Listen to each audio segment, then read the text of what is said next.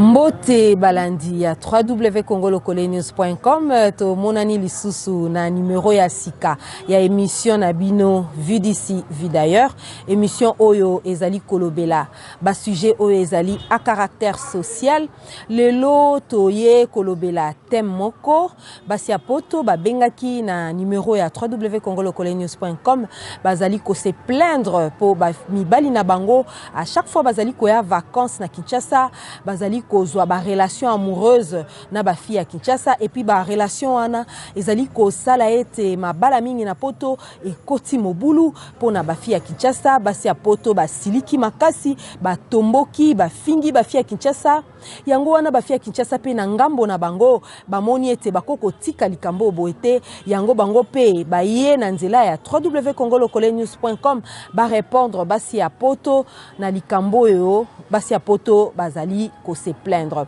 pona kokota na vifi ya sujet na biso na kobanda ko pesa micro na bandeko na biso to yambi lelo na plateau a lelo na kopesa bango micro ba se présenter na kobanda na loboko na ngai ya mwasi nazali kolekisa micro na loboko na ngai ya mwasi maman Mbote na yo est-ce que okoki ko se présenter bon comment on a mi fille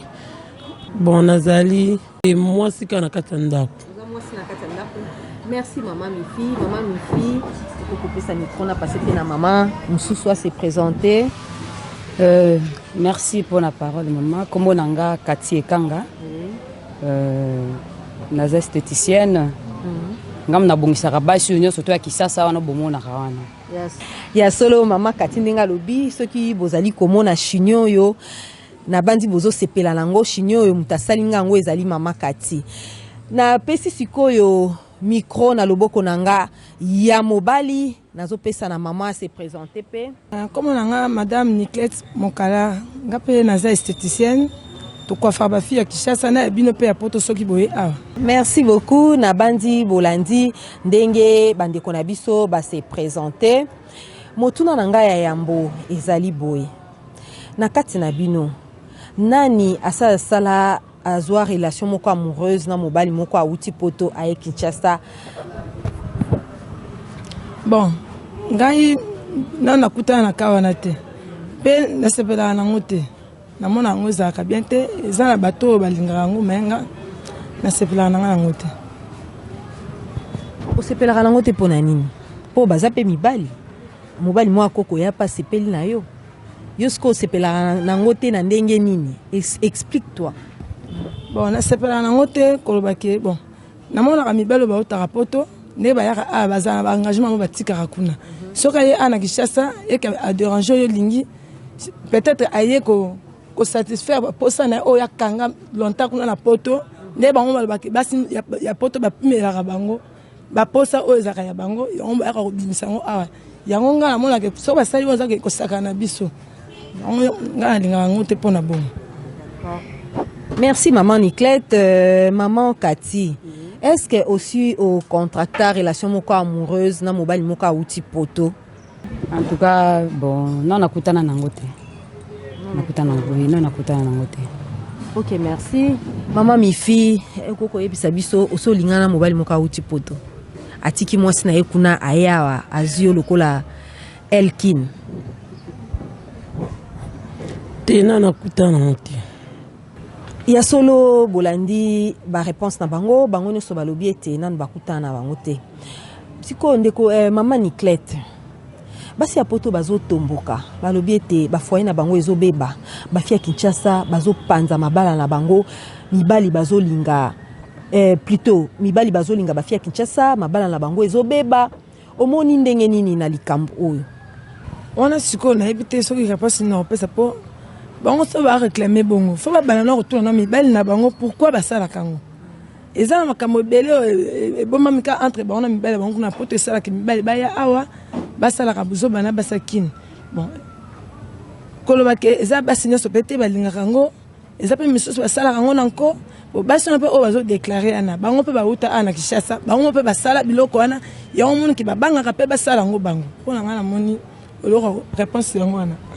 Mama Katuko kopesa réponse ni na motuna on a tuni maman Nicolette. Basi apoto bazoko se plaindre, bazoko finga même ba fille à Kinshasa que baza ba pute, baza salité.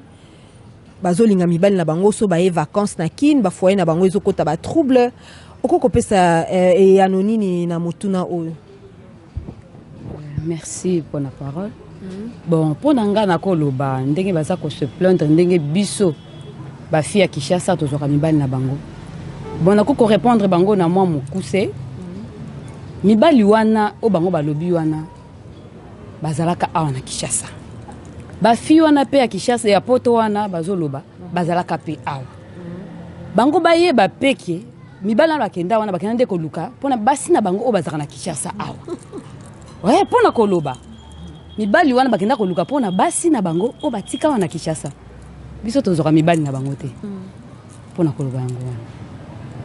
Maman mi fio koko pesa eyano. Bon, pona ngai réponse ezali que mobali wana aye na Kishasa aye ko sepela to aye vacances na ye. Aye ko kutana mwasi, alingi mwasi. Po akama na mwasi na kinya akoma ke akei aye c'est que kuna azomona ne makamalonga te na lokwa ye akitia akutena ngai to mona nto tambo to soli c'est que ye mo yebi secret na ye ya solo soki nalandi bino malamu mama Niclette ndengolo baki o répondaki ete na ndenge pe mama Kati o répondre o lobby ete mibali wana ba kendaki ndeko lukela basi na bango o ya Kinshasa. OK, c'est ça. Baki ko lukela bango donc soki ba ye ba yende ko retrouver bolingo na bango batika. Est-ce que vous êtes sûr que bolingo na bango réellement batika ki na Kinshasa et bongo basi bango babali na poto kuna baza basité basi wana bango baki ko bala ezaka pona mukanda so totande bakenda kawana azana mukanda te abi mama yo vanda koto yo mukanda ezate ba réalité ya awa yo yebite abali mwasi akunda mpese mukanda bomo na rate suka ata 10 ans passé akoya aluki kaka mwasi na yo yakala ata babia botaki bana mibala ngaka kaye parce que ayebi bolingo na yo atika kezaki nde na Kishasa wana kendaki na ba pasio alekaki nango wana libongaki alekaka nzela wana ezaki po aleka abimisa mutu tanga abimisi mutu akomi koluka bolingo atikaki na Kishasa eza nde yango wana tosoka mibali na bango te meza ebele pe bakenda kuna ake na poto aluki mbongo abengisi mwasi na partir à Kinshasa mwasi rejoindre donc wabasi wana pe kabaza na bolingo na bango te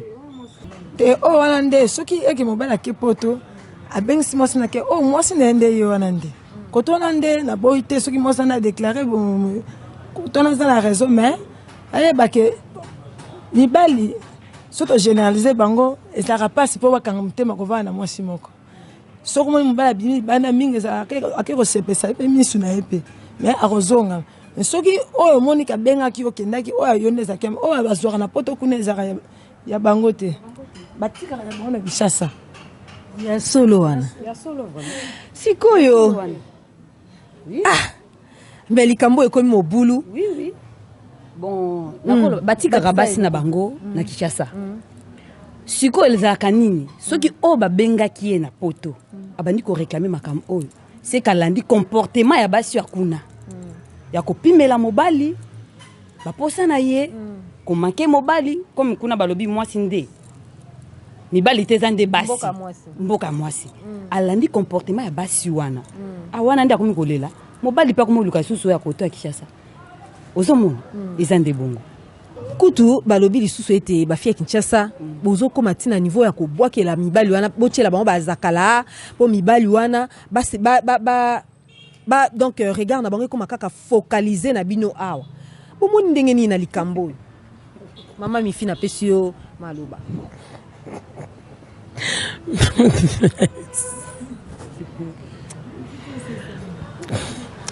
bon ndenge olobi ke bakoma babwaka bakosala bazakala wana basalaka te eza kaka ndeke yo osala pratique na yo koka sepelisa papa alobi tosala boye osali boye le mosu epa na ngai nazotosa yo otosala na te akokangama kaka olobi nini na limotuna mama Kati likambo azakala mibala batu so bauti poto baya ye ne vacances atiki mwasi na ye na bana kuna yo soki kaka mobala eza boye babino bafia Kinshasa soki kaka mobala bato aye awa olambeli moi elubu nini moi lituma moi mbisi ya mayo kama ti zakala obwaki na kati mobala batu tia soki azongi kina poto kuna akomomona kaka yo mama kati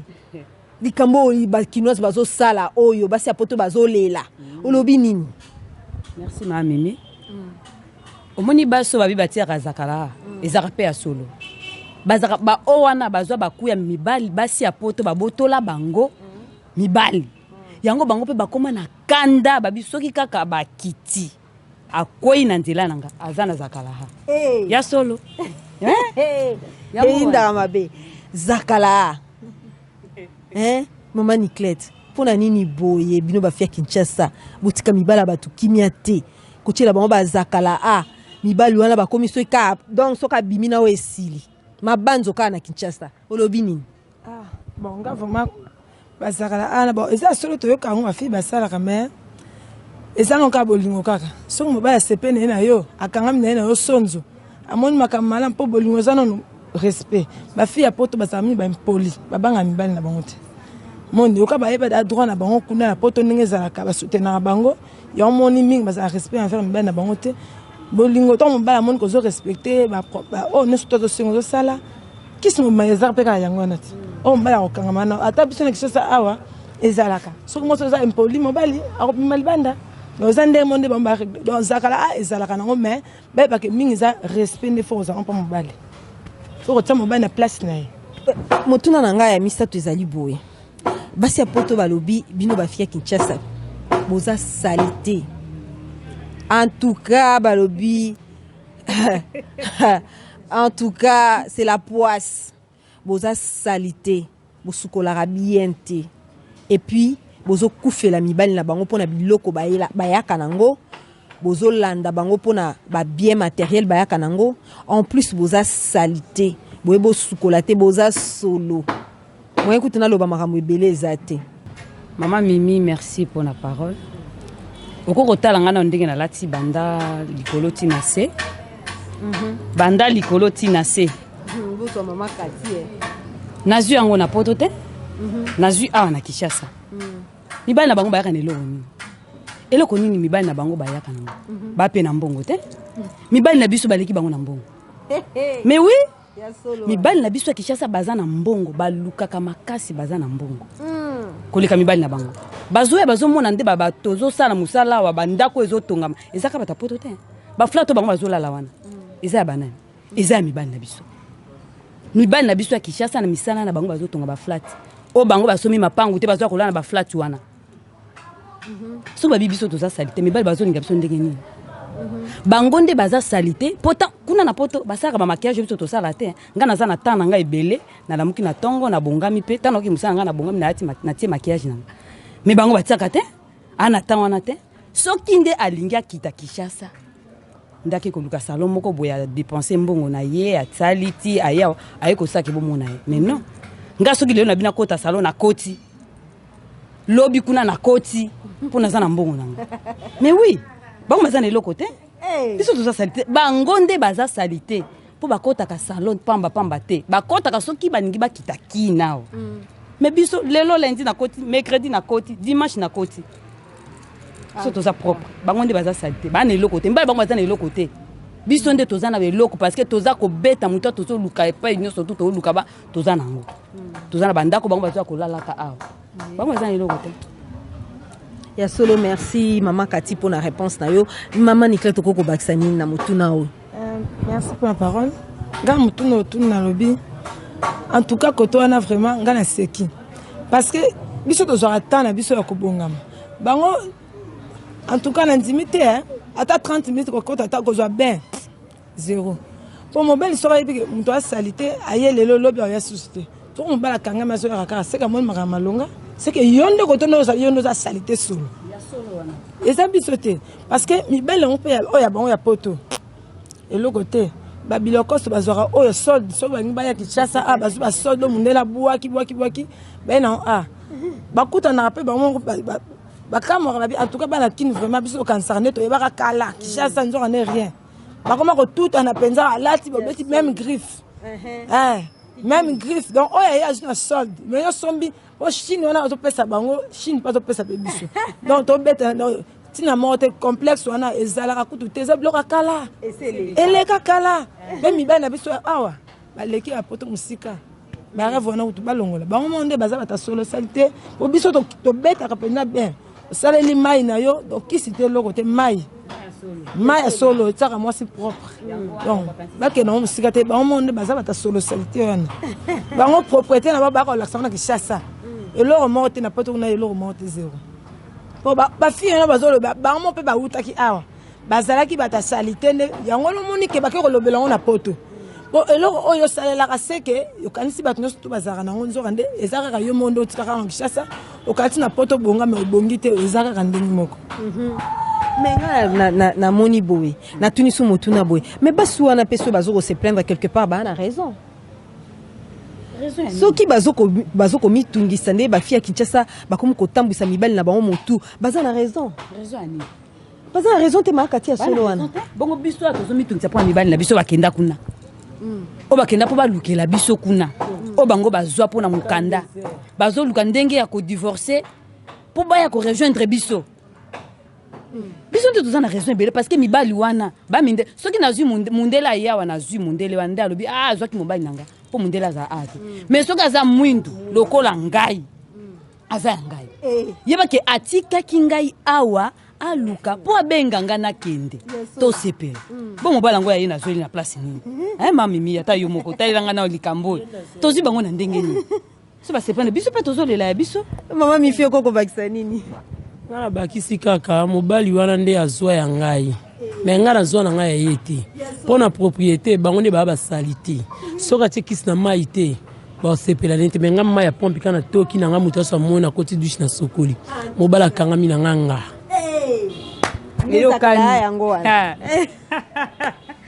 Maman Niclette, basi ya poto baza na raison. Ya ko se plaindre, nde ba fia Kinshasa bazo tambusa mibali na bango mitu. Ba na raison, ata ba yaka na babilokos to boite. Mais ba fia ngo Kinshasa pe balingi pe ka batanga babilokos. Au moins te ke basi na ba na raison. En tout cas kota baza ba na raison te batika. Baza na raison tamukete. Parce que ba fille na o bazolo bana ba utaki awa bakenda ndekuna. Ezande mo songa pe le na voyage na komi kuna na komi pe fille ya poto. Donc botika ndo biloko wana. En tout cas ozomi pesa mutema pasa pamba. Soki moba za Kinshasa bosana. Zela so zongelo na ndako wana zongeli ya yo. Ndenka mapa yemba. Donc to sa ni ne sali mabongo. Yes solo. Tokomi kokoma na suka ya émission na biso. Conseil nini kasi bokoki kopesa na basi oyo bazali kokoma tina niveau ya kofinga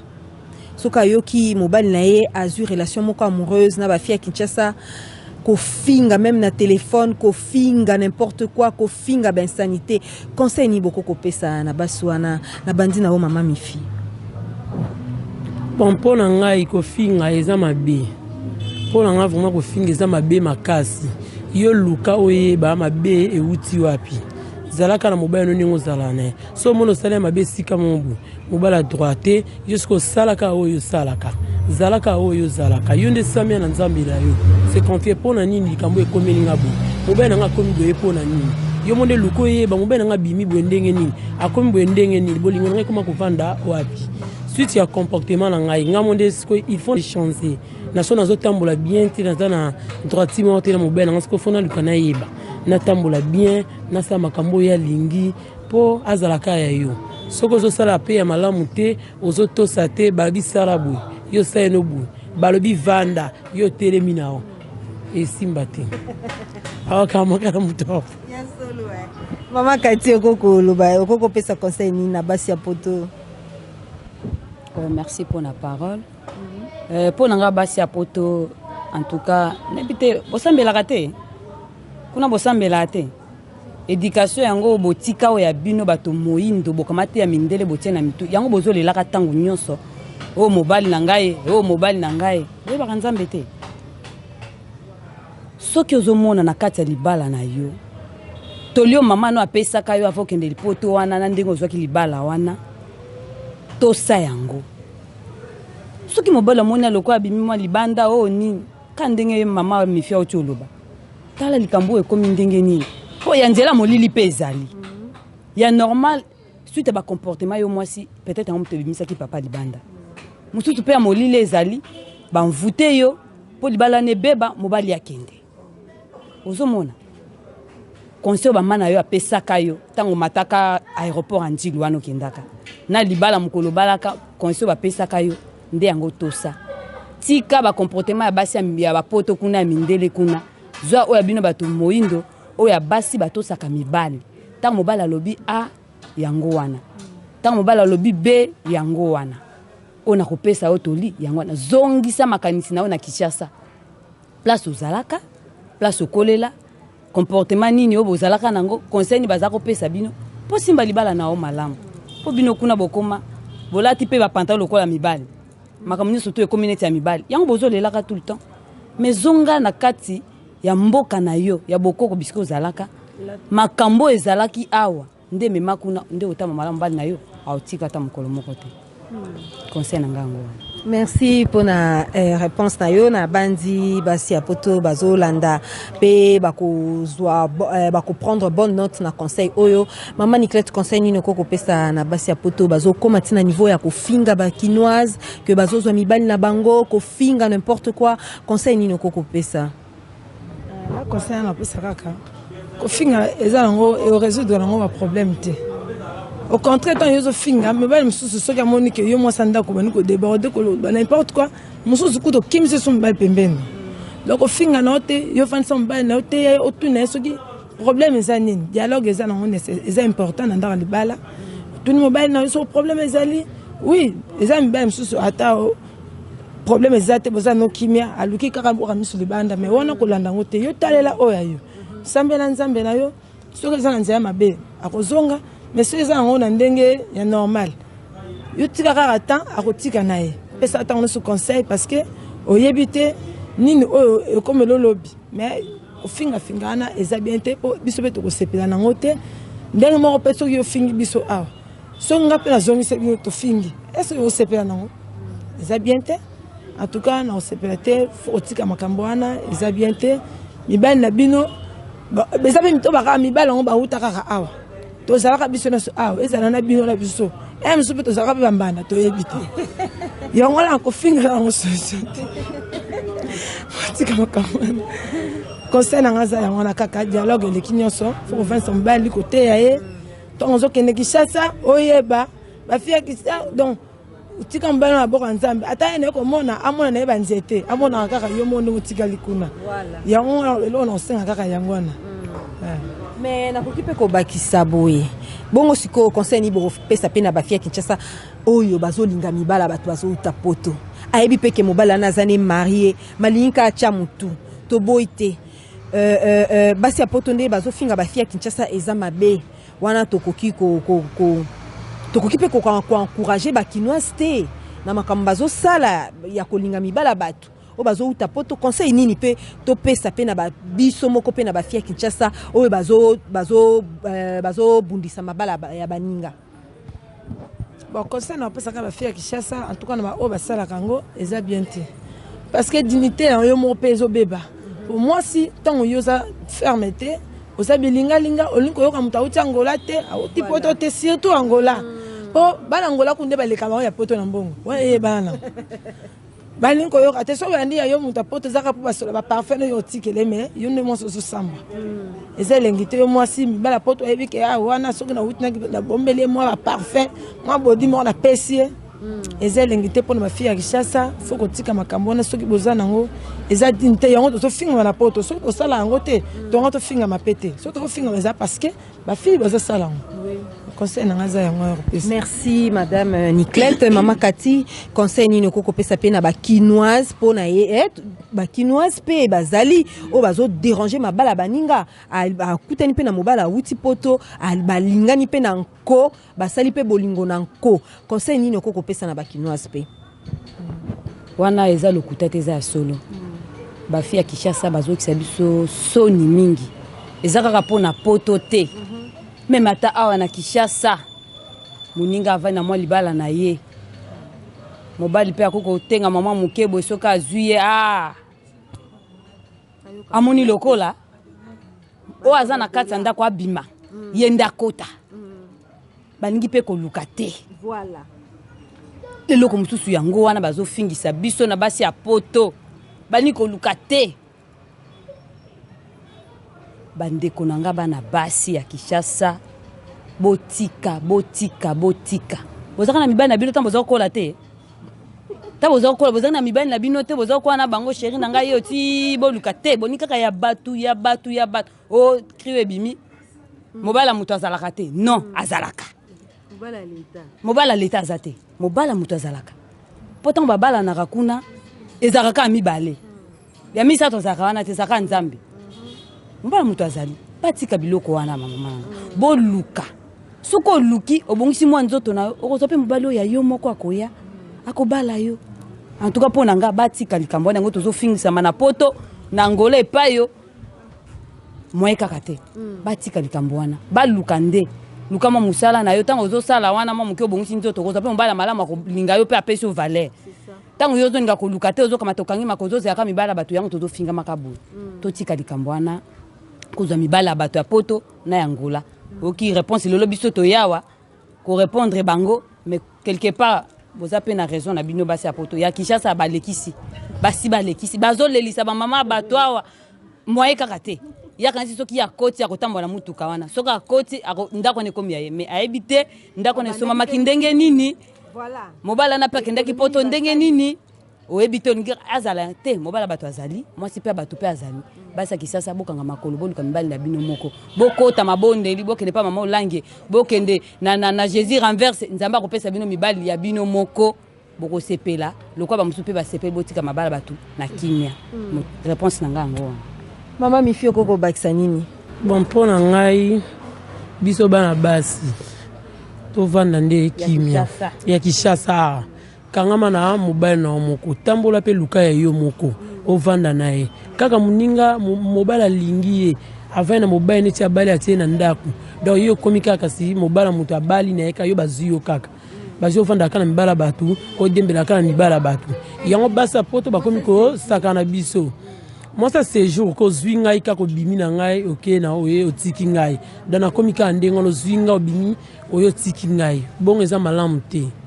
eza malamu te eza pena esengo mingi te yango tozofinga mingi omona mobali moso auti poto aye akangami na mutu bakoma pesa ti ba adresse keno luka fille kingana donc fille kingana na so bazuye donc comme no loger na flat mo beti mobali na mukolo donc akomo sale ya ne yo asale liyo bolam boetam moso memenga ka complet kola na bodi moko boye na kofungola pe na misa bandeko bilo ezanga na otine bilo ka oyo ko somba parfum ka ya solo alinga kende ka azwa boaki no mo $50 ndio kama konga papa e okomi deja yango ba finga biso soki ozoluka tamo elono ya rosali bosalo pang na sala telo na na la na ta mani kesa makati na salon na tala ata yaka ta okanga suki na salon et ozape bien ke hotelema akaka olinga te kangama la diembela ya bandi bolandi ba réponse ya bandeko na biso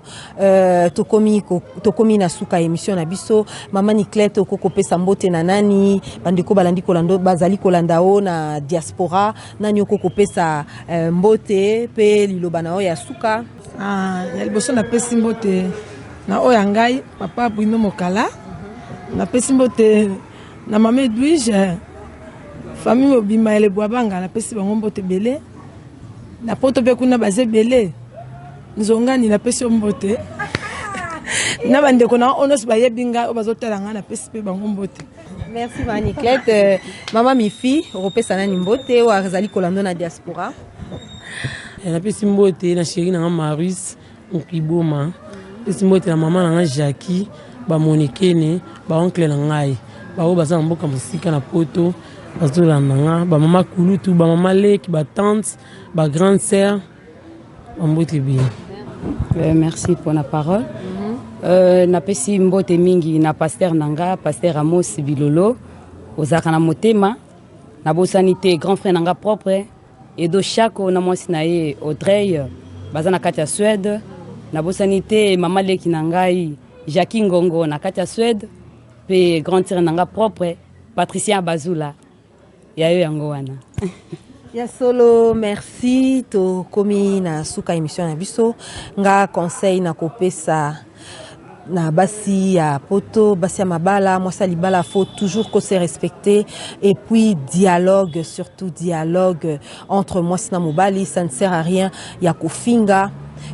ya portaka nango solution te kozala toujours na dialogue po tango yo zo finga mususu pe na kanda wana akosala n'importe quoi mususu pe na kanda wana akolinga vraiment akobisa bolingo ngo emata vraiment tina son yango conseil na kopesa kaka dialogue ezala et puis yo mwasa libala azala sur na yo moko ete ozali mwasi ba honorer vanda na foyer na yo. Conseil sous na kopesa na ba fille Kinshasa pe bazali kolinga mibali bazali ko uta poto ko détruire ba foyer ya baninga eza nango malamu te eza nango solution te yo zana kaka po bazwa ka au moins ça séjour eza kitoko te oza mwasi oza na valeur luka osala quelque chose luka ozwa mobali ya yo moko o bino pe boko vandisa masolo bo sala avenir na bino. Alors pour na clôturer émission na biso na kopesa mbote na balandi nyonso ya www.congolocolenews.com ba o nyonso ba sepelaka na émission à vie d'ici vie d'ailleurs wana na kopesa mbote na papa Emma Nzambi na mboka Belgique na maman Marie na pesi bango bon retour na mboka na bango bazalaki na séjour na Kinshasa lekaki kitoko mingi na pesi bango bon retour na pesi mbote na papa Clément Kipoy na pesi mbote na ba o nyonso ba tenaka www.congolocolenews.com wana moni papa David Olito na moni na pesi pembote na mama Anita na moni papa Jean-Paul Aloma o asutenaka www.congolocolenews.com na moni lisusu papa Fabrice Malita FM4 na moni papa Fale na pesi bino mbote na moni lisusu Liliane Kizubanata na mboka Canada na pesi Nadine Miesi na Birmingham mbote mingi tomonani lisusu na numéro mosusu ya vie d'ici vie d'ailleurs na remercier lisusu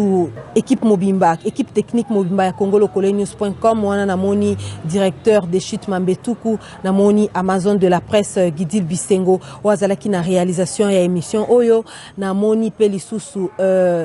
Solve Magema wazalaki na montage tokutani na numéro ya sika ya vie d'ici vie d'ailleurs. Au revoir nga la perle de www.congolocolenews.com na lingi bino mingi. Ciao.